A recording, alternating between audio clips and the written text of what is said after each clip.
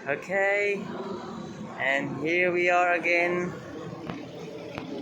in Aguinaldo Shrine, Kawit, Cavite. Ang kagandahan po dito, mga kababayan, libre po, wala pang bayad. Pag-entrance lang po kayo dyan sa guard. Yan. Sign in or log in. Tapos tuloy lang kayo, wala nang bayad.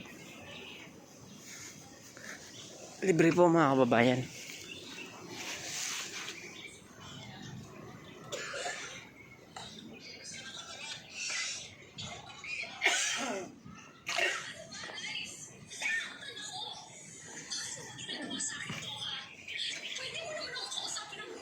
Siguro nga marahil yung mga parte ng lugar na to, tulad ng puno.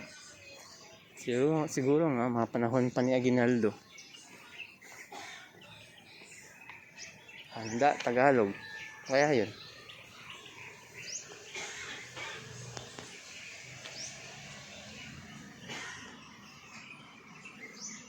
Dito yung Silid Pulungan. Kaya bagong gawa na to, siyempre. Modernong gawa na yan. Siguro ang bahay. Dati pa yan. Na-preserve na lang talaga. At nakakapagtaka. May canyon dun sa banda dun. Ayan. May nilagay na canyon. Hindi ko alam para saan niya.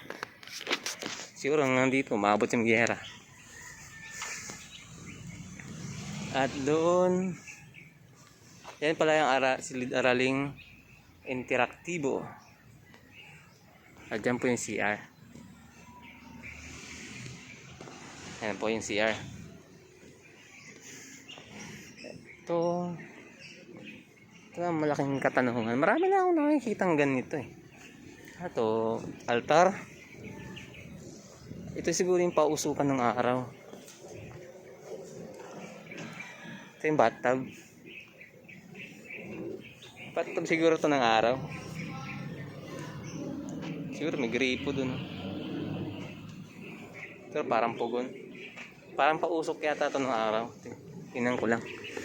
Ang alam ko lang kasi marami na ako nakitang ganito, pausukan. Pwede ka maghulog ng barya. Kaya may mga barya. 25 piso. Sa fountain. Kaya tagbulaklak talaga ng mangga ngayon. Ngayon ay February 11. February 11. Yan lang po tayo nakapunta po dito mga kababayan. Kaya maganda po. Libre, walang bayad. Saan ka pa? Ito po yan sa Aguinaldo Shrine. Yan po yung canyon, no? Yes, kuya, maglilinis yata mamaya. So, canyon.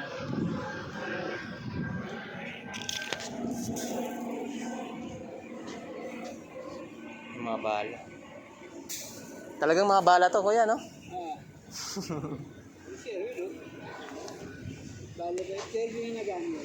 Wala na, kuya, no? Ano na lang yan, bakal lang. Bakal na lang. Dinesign na lang. Dito po talaga nilibing si President Aguinaldo? Yan. Si General Emilio Aguinaldo. Dito. Siya sa edad ng 95. 95, tanda na. Dito na talaga siya nilibing. Dito siya binurol. Saka dito siya nilibing. Pero dito siya sinilang, no? Dito siya ng anak. Tapos dito rin siya nilibing. Galing. Yung asawa niya wala dyan. Nasa... Sa ibang cemetery naman. Okay. Pero sa Cavite lang din? Hindi, parang sa... Maynila? Mga memorial. Memorial na. Memorial Cemetery.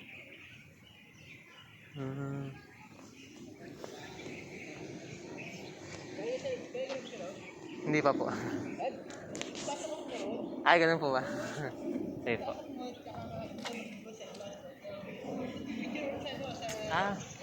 Pwede rin po. Bawal. Salamat po. Apo. Yun, galing. Pwede pala. Siguro nung panahon ng Espanya, may aircon na talaga. Joke lang. Ngayon dito yung pasukan at tayin ko muna po.